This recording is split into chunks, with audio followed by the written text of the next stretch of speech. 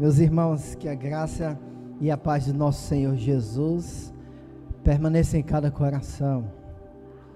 Eu sou baiano da cidade de Alagoinhas. Eu encontrei aqui alguns irmãos da nossa cidade.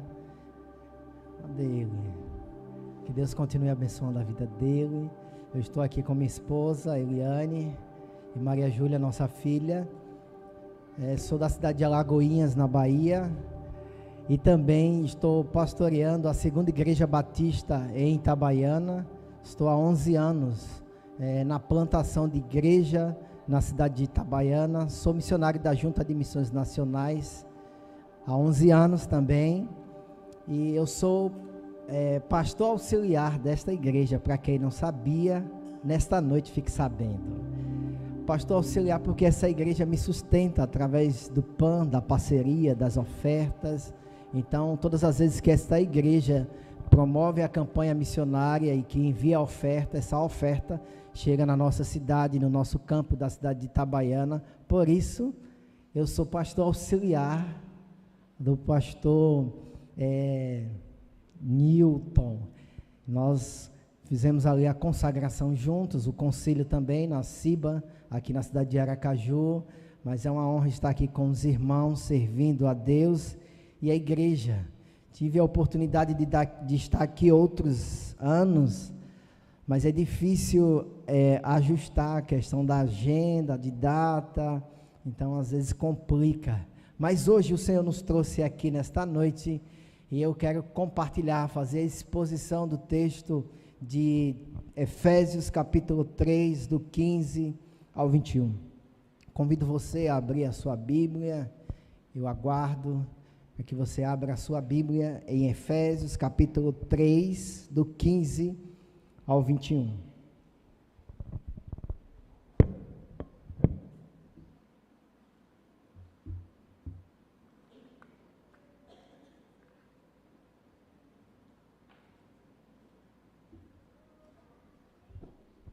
Lá diz assim: por essa razão, ajoelho-me diante do Pai, do qual recebo o nome toda a família nos céus e na terra. Oro para que, com as suas gloriosas riquezas, Ele os fortaleça no íntimo do seu ser com poder, por meio do seu Espírito, para que Cristo habite em seus corações mediante a fé. E oro para que vocês, arraigados e alicerçados em amor, possam juntamente com todos os santos compreender a largura, o comprimento, a altura e a profundidade, e conhecer o amor de Cristo que excede todo conhecimento, para que vocês sejam cheios de toda a plenitude de Deus, aquele que é capaz de fazer infinitamente mais do que tudo que pedimos ou pensamos, de acordo com o seu poder que atua em nós. A Ele seja a glória na igreja e em Cristo Jesus, por todas as gerações, para todo sempre. Amém. Que o nosso Deus nos conduza e que possamos permitir e entender aquilo que o Espírito tem a falar ao nosso coração. Simplesmente igreja é um tema desafiador. Pensar em igreja, e a igreja, de acordo com os princípios bíblicos, de acordo com as Sagradas Escrituras, nós precisamos desfrutar dessa igreja bíblica nesse tempo. A carta aos Efésios, ela foi escrita pelo apóstolo Paulo no ano de 60 e 63 depois de Cristo, sendo que a escrita da carta aos Efésios, Paulo estava em Roma em prisão domiciliar, sendo que essa carta escrita pelo apóstolo Paulo na prisão foi enviada à igreja, ou melhor dizendo, às igrejas, congregações daquela região, pelo ex-escravo Onésimo, E o ex-escravo leva essa carta que vai falar um pouco da oração de Paulo, e por isso nós iremos refletir sobre esta carta. Parece que essa carta foi restrita apenas para os crentes de Éfeso. Quando você lê Efésios capítulo 1, eu vou pedir ao irmão da projeção que nos ajude. Efésios capítulo 1, no versículo 1, diz o seguinte, se você está com a sua Bíblia aberta, acompanhe a leitura. Paulo, apóstolo de Cristo Jesus, pela vontade de Deus, aos santos e fiéis em Cristo Jesus, que estão em Éfeso. Nos manuscritos mais antigos, você não encontra aos santos que estão em Éfeso, mas você encontra aos santos. Isso nos faz entender que esse texto, essa carta que foi escrita pelo apóstolo Paulo, não foi só para a igreja de Éfeso, mas também essa carta escrita pelo apóstolo Paulo foi para as cidades vizinhas, congregações que por ali estavam. E aí nós precisamos entender que não somente esta igreja foi contemplada por esse texto, por essa carta, mas também as igrejas que por ali estão. Se você pegar os manuscritos antigos, lá vai dizer aos santos, a carta que foi enviada aos santos, e não diz em Éfeso.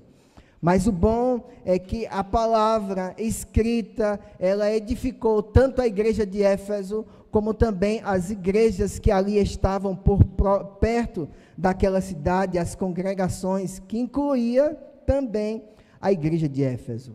A carta aos Efésios, ela tem como propósito ensiná-los acerca das implicações práticas de ser igreja de Cristo, que é o tema a qual nós estamos abordando durante esse período de aniversário da PIB de Augusto Franco. Então nós precisamos entender as questões práticas do que é ser igreja.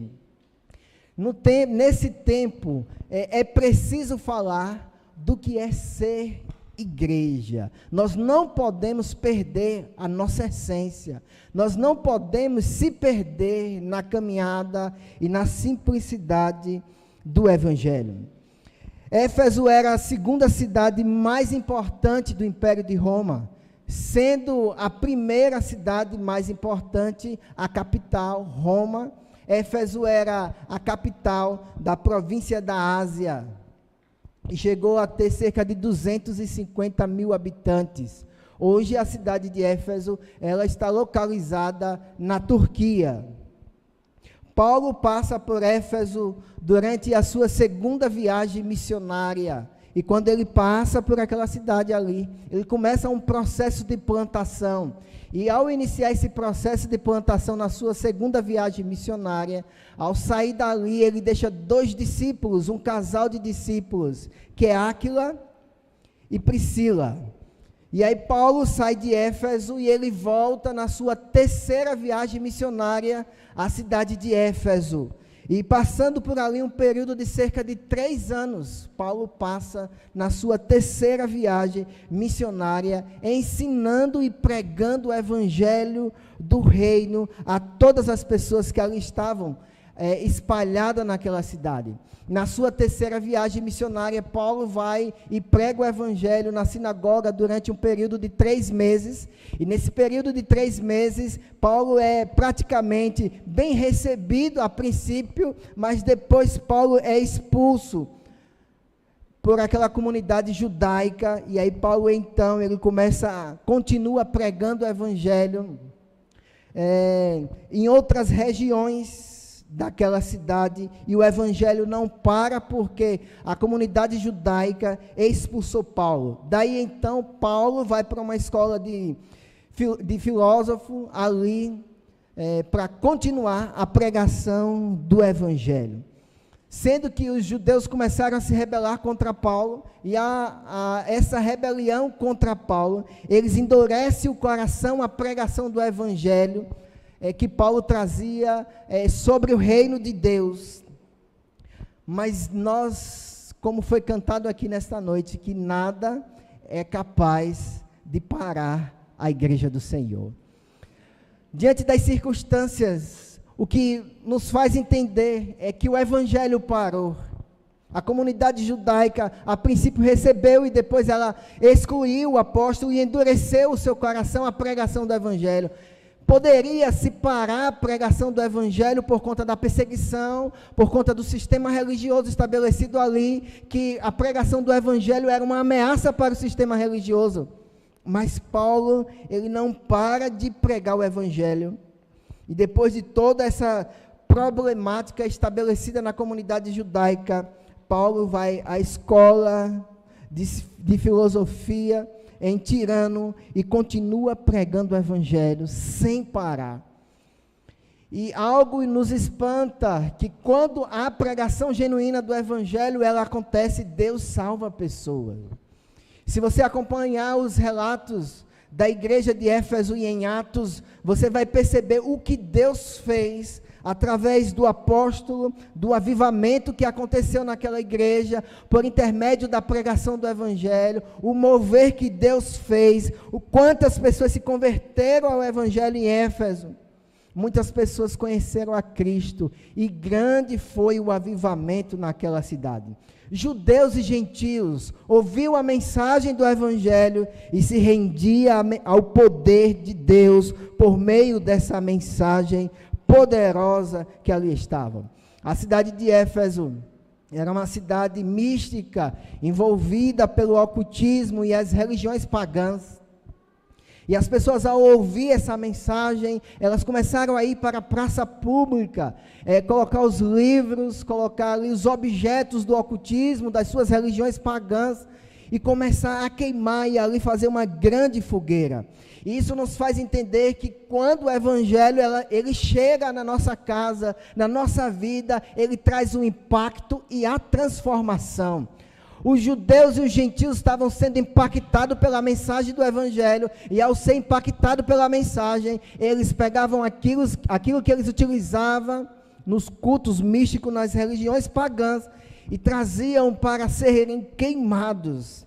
E nós vemos que quando o evangelho chega, ele é um divisor de águas na vida de uma pessoa. Assim foi comigo, e assim é com você que está me ouvindo aqui nesta noite.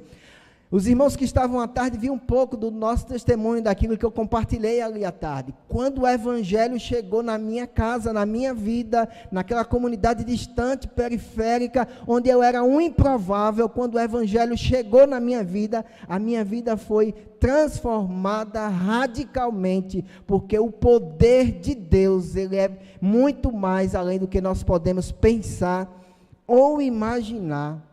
Eu era um esquecido, eu era um improvável, eu era aquele que estava à margem da sociedade, num contexto de prostituição da minha família, avô envolvido no tráfico de droga, minha família envolvida na prostituição, onde eu morava tinha 16 prostíbulos, o tráfico intenso, e eu estava ali naquele meio, e Deus resolveu me salvar, Deus resolveu me tirar do lamaçal do pecado. Assim Ele fez com aquele povo, os gentios e os judeus, e com você que está aqui nesta noite. Ele não mudou, Ele continua sendo o mesmo, o Deus poderoso, o Deus que muda a história, o Deus que converte corações, e leva esse homem e esta mulher a desfrutar da cultura do céu. Esse é Deus.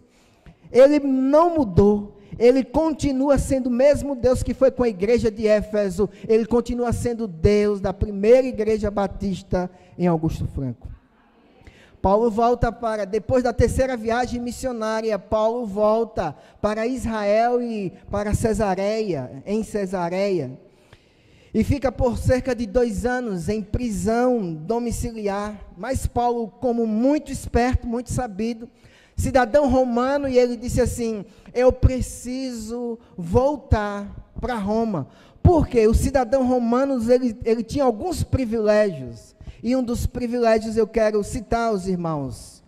Paulo, por ser cidadão romano, tinha alguns benefícios. Não podia ser punido sem julgamento. Segundo benefício, podia apelar por audiência perante o imperador. Poderia evitar vários castigos, como crucificação e flagelação. Quarto, não recebia pena de morte, contanto que não tivesse cometido traição. Paulo, assim, ele é transferido para Roma, e em Roma ele fica durante 2 anos em prisão domiciliar, aguardando o julgamento.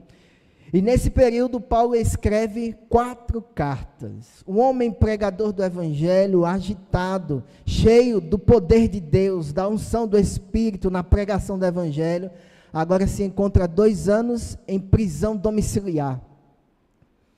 E durante esses 2 anos, Paulo escreve 4 cartas. E na leitura dessas cartas, você vê coisas semelhantes.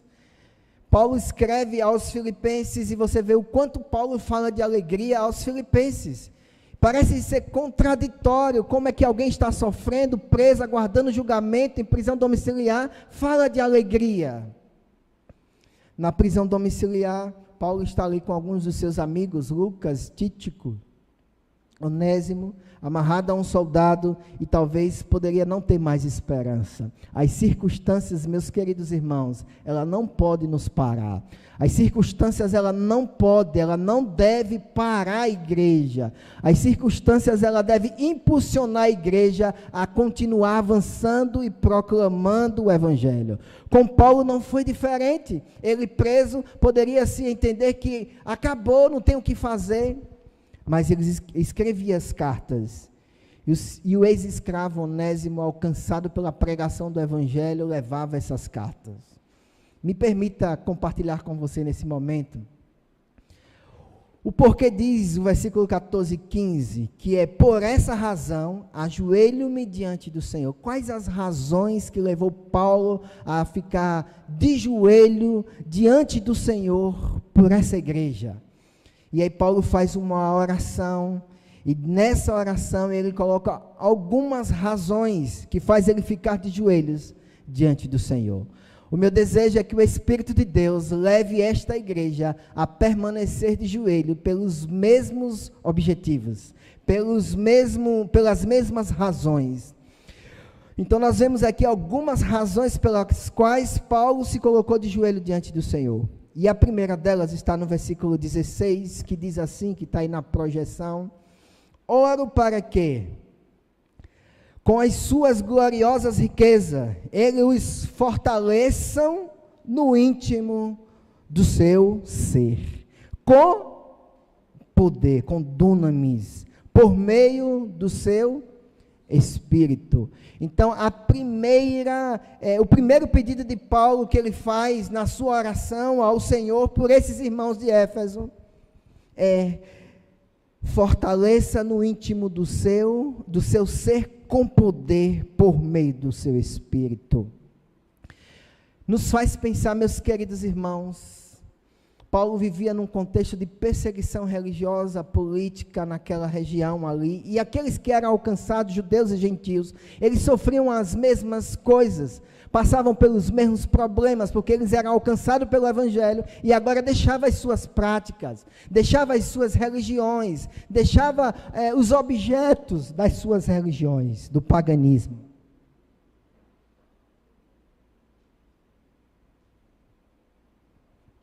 E Paulo, sabedor de tudo isso, ele se coloca, essa é uma razão que leva Paulo a se colocar diante do Senhor.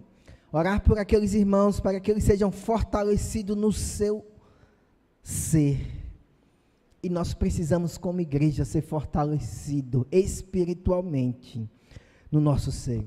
Nós sabemos que muitos de nós, até eu mesmo, quantas vezes eu acho que eu sou forte o suficiente para aguentar as pressões, para aguentar quando a chapa esquenta, quando a coisa está difícil. Quantos que estão aqui se sentem fortão demais, se sentem espiritual demais, bem resolvido diante das circunstâncias? Quantos pensam dessa forma? Mas Paulo nos faz pensar que o fortalecimento, ele não está no exterior, no rótulo, mas ele precisa estar, como diz o texto, no íntimo do seu ser. Se você não estiver fortalecido no íntimo do seu ser, qualquer pressão você desaba.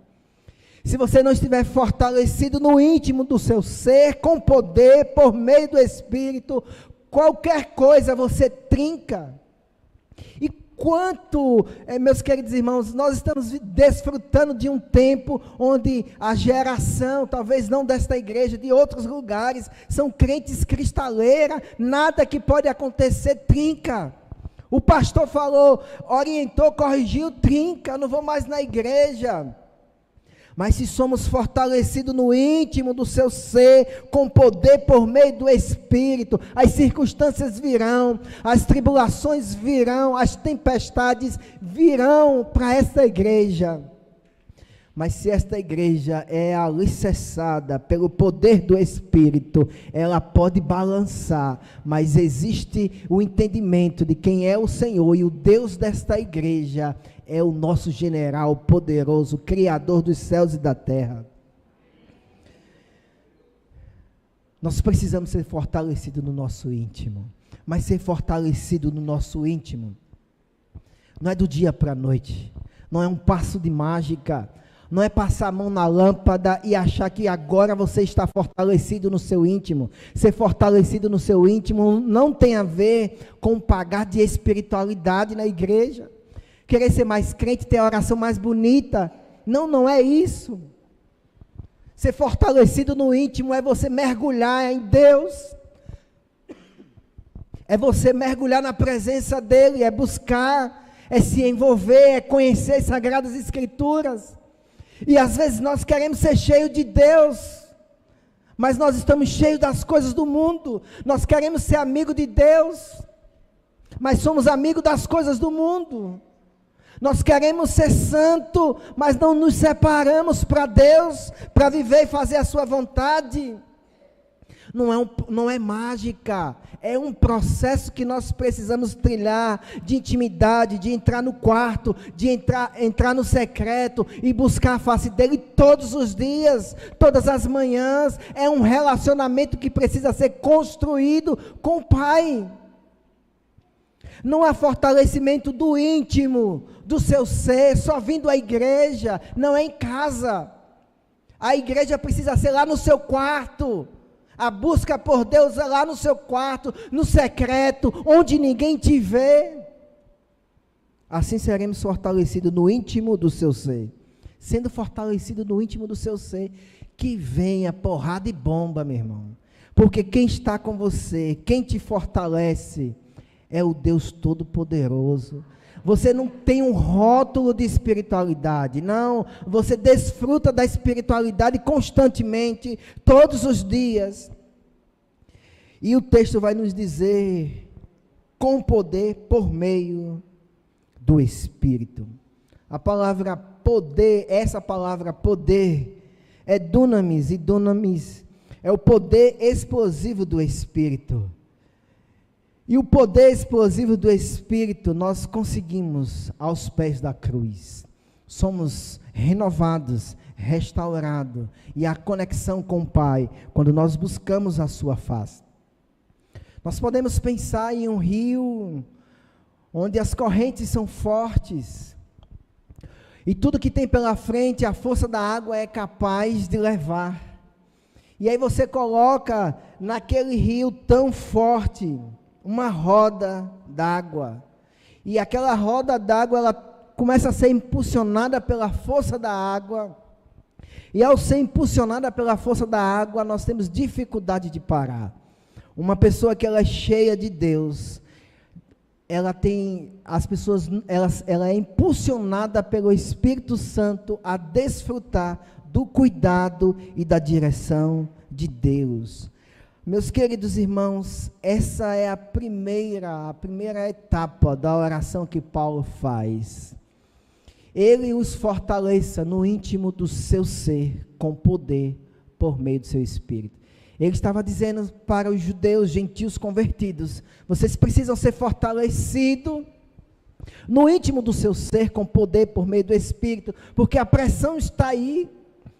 A comunidade judaica está em cima, a pressão religiosa, política em cima, porque eles estavam sendo uma ameaça ali para aquele povo. E aí Paulo ensina e orienta e ora ao Pai para que esses irmãos sejam fortalecidos com poder. Devemos fazer o mesmo. Precisamos ser cheios do nosso íntimo, cheios do Espírito e buscar de Deus esse fortalecimento espiritual.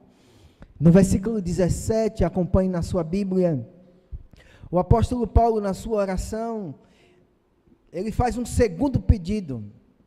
E o segundo pedido que o apóstolo faz é sobre a unidade profunda, diz o texto, para que Cristo habite em seus corações, mediante a fé. E oro para que vocês, arraigados e alicerçados em amor.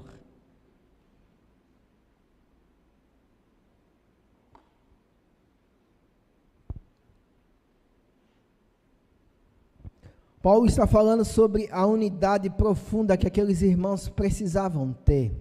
Esse é o segundo pedido de Paulo a Deus por esses irmãos. Você só pode conhecer o amor de Deus na sua inteireza quando você está juntamente com todos os santos. Você só consegue ser arraigados e alicerçados em amor quando você está no meio dos santos. Você só consegue aprender e ser aperfeiçoado no meio dos santos. É com a irmã da MCM, é com a pregação do pastor, é com o ministro do louvor, é com um irmão que é responsável pelo líder dos jovens. Quer conhecer mais a Deus? Desfrute do ambiente da igreja, da comunidade de fé.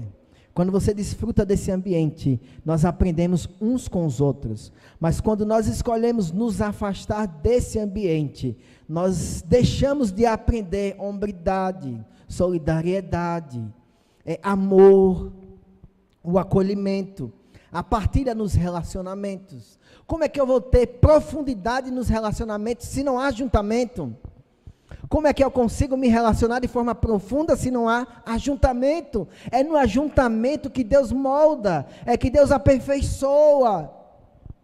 E nós vemos uma geração que quer se afastar do ajuntamento, mas não tem como você ser arraigados e alicerçados em amor fora do ajuntamento, fora da comunidade dos santos. Nós precisamos, meus queridos irmãos, entender que nós somos chamados para estarmos juntos e alicerçados. Arraigados tem a ver com raiz.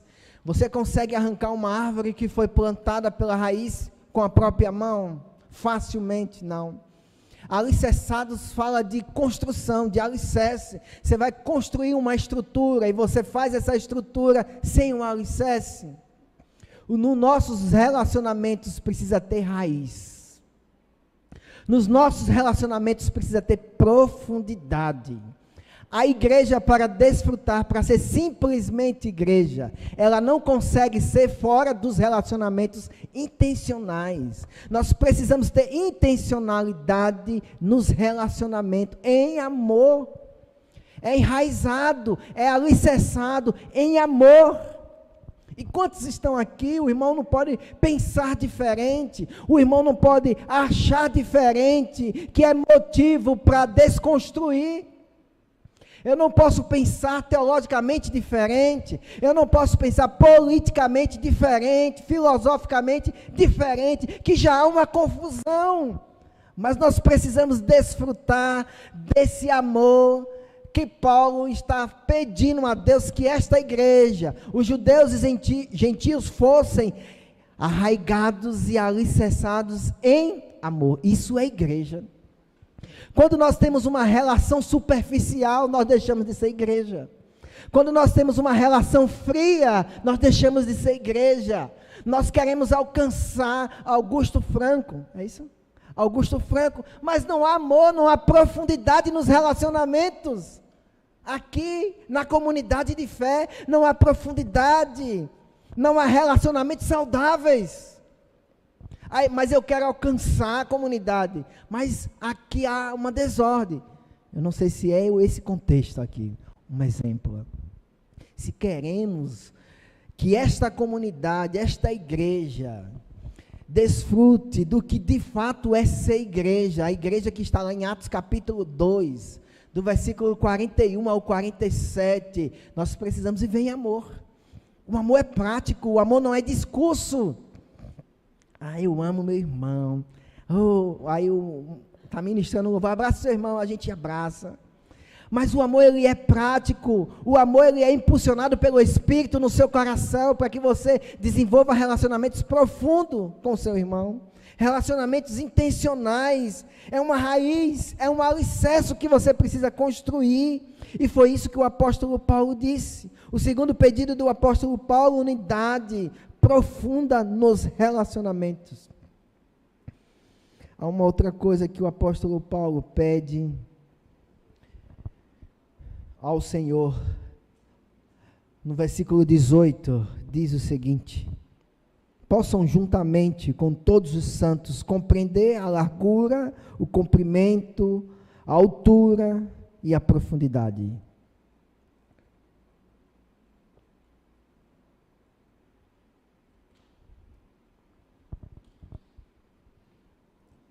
Paulo, ele, na sua oração, ele faz um outro pedido a Deus: conhecimento de Cristo. Aqueles irmãos em Éfeso, judeus e gentios que estavam sendo alcançados pela pregação do Evangelho, que estavam deixando as práticas pagãs, eles precisavam conhecer a Cristo.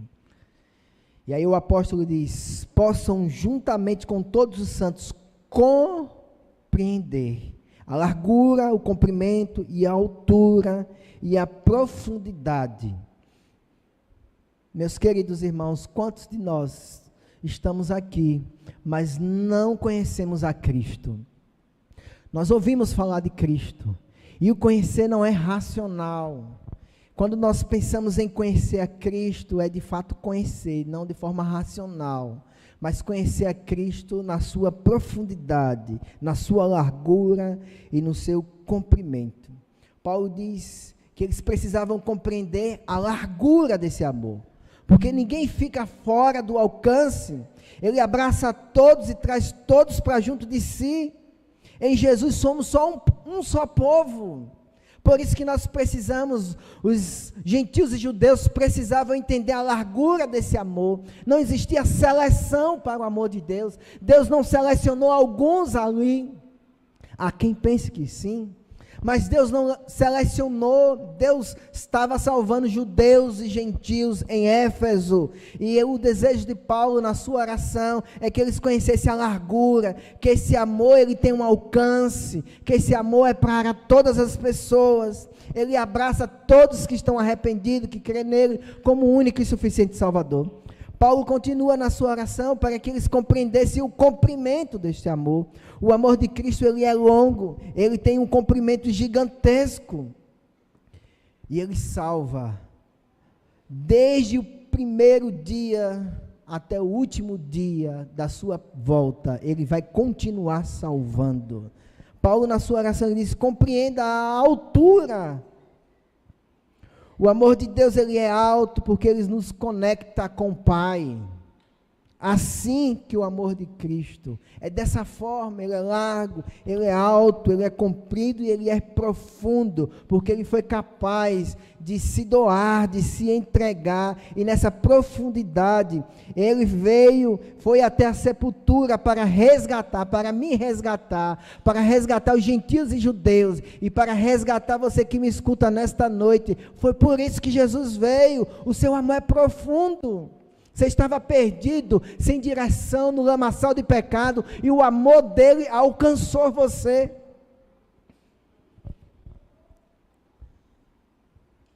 Se ele é amor, a igreja ela precisa praticar o amor, ela precisa ser prática, ela precisa ir além do discurso a respeito do amor.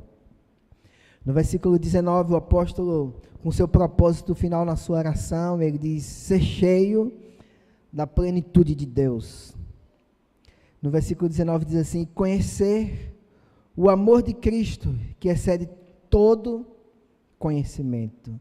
Você precisa conhecer o amor de Cristo, que excede todo conhecimento. Tudo que você conhece, tudo que você já ouviu, você precisa conhecer. Esse amor, ele excede todo entendimento, para que vocês sejam cheios de toda a plenitude de Deus.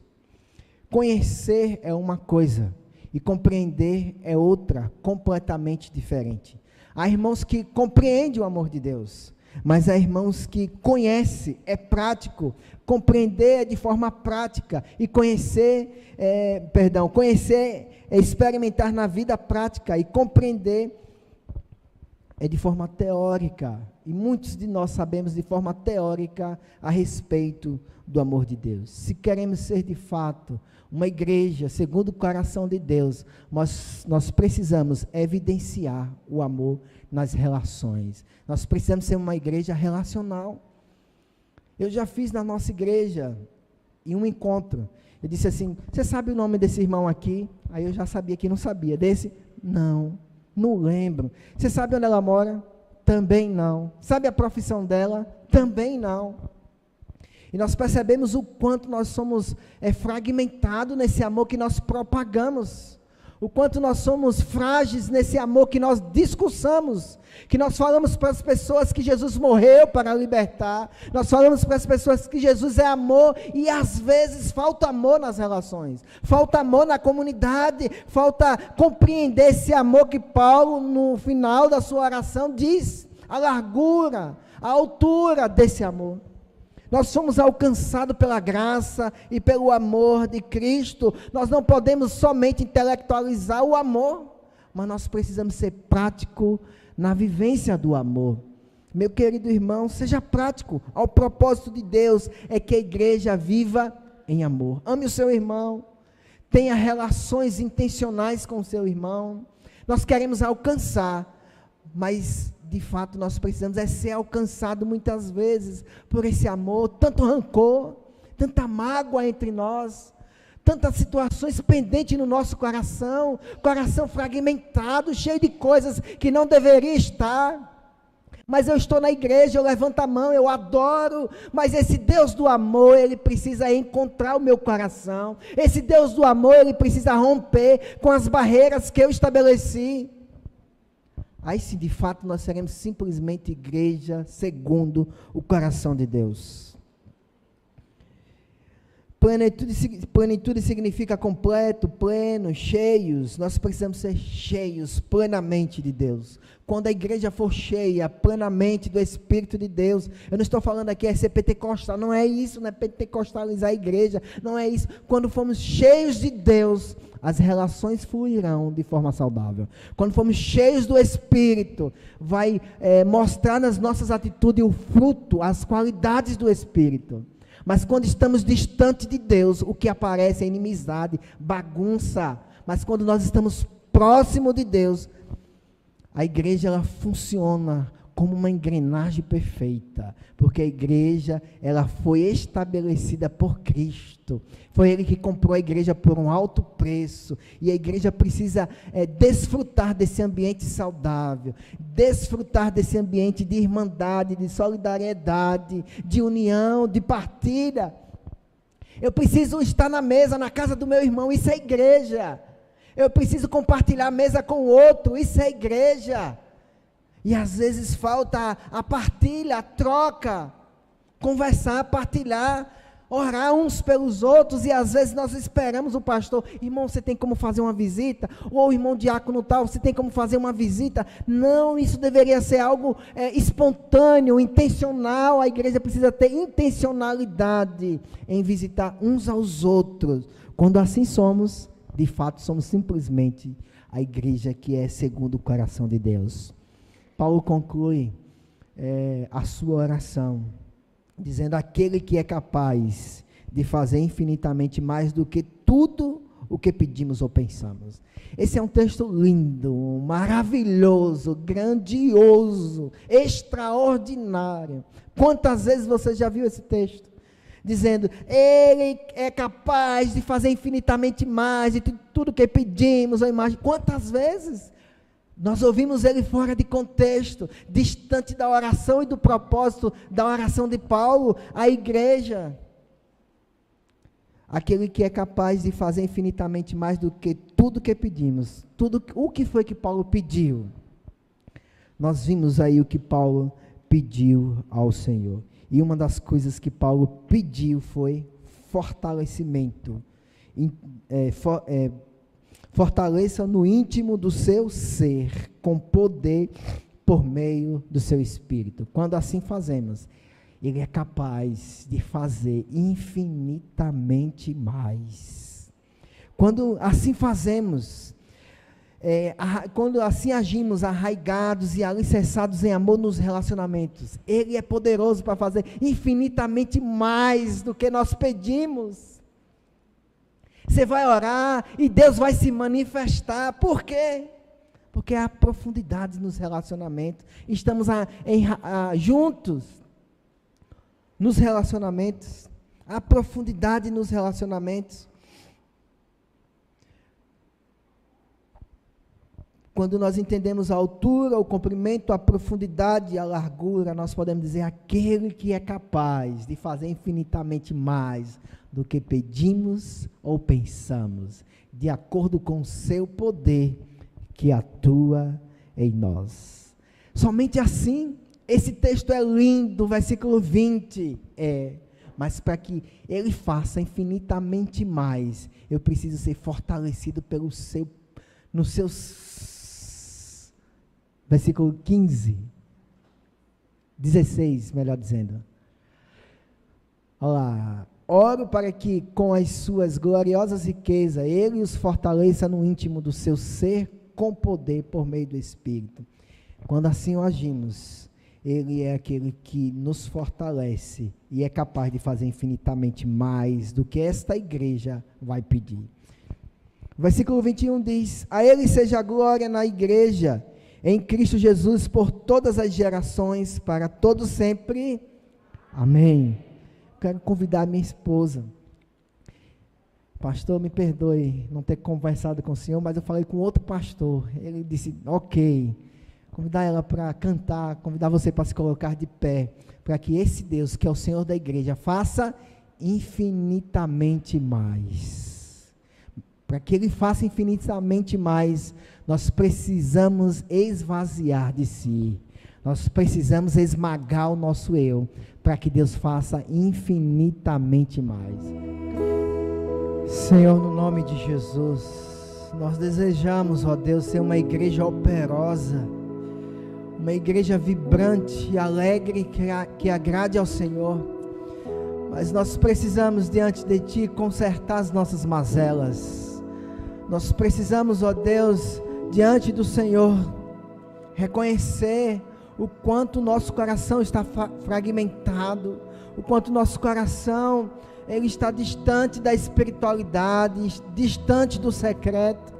Nós não iremos, ó Deus, desfrutar, não iremos vivenciar essa igreja operosa, essa igreja vibrante, alegre, se não tiver um conserto, se não tiver uma mudança de comportamentos, se os nossos relacionamentos não forem arraigados e alicerçados, se a nossa vida, ó Deus, não demonstrar amor profundo para com o nosso semelhante, ó Deus, não há como ser simplesmente igreja e estar distante do Teu propósito. Mas eu te peço que nesta noite o Teu Espírito que é bom, o Teu Espírito que está em nós, nos ajude a compreender que desejamos desfrutar do ambiente saudável, agradável, que glorifique o Teu nome. Ó Deus, no nome de Jesus, nós te pedimos, ó Pai, que o Teu Espírito, que irmãos nesta igreja, desfrute, ó Deus, do ambiente espiritual, desfrute dessa busca pela Tua presença, desse enchimento do Espírito, que vai refletir nos relacionamentos e na engrenagem desta igreja, que vai glorificar o Teu santo nome. Que o Senhor nos abençoe em nome de Jesus. Amém. Que Deus nos abençoe.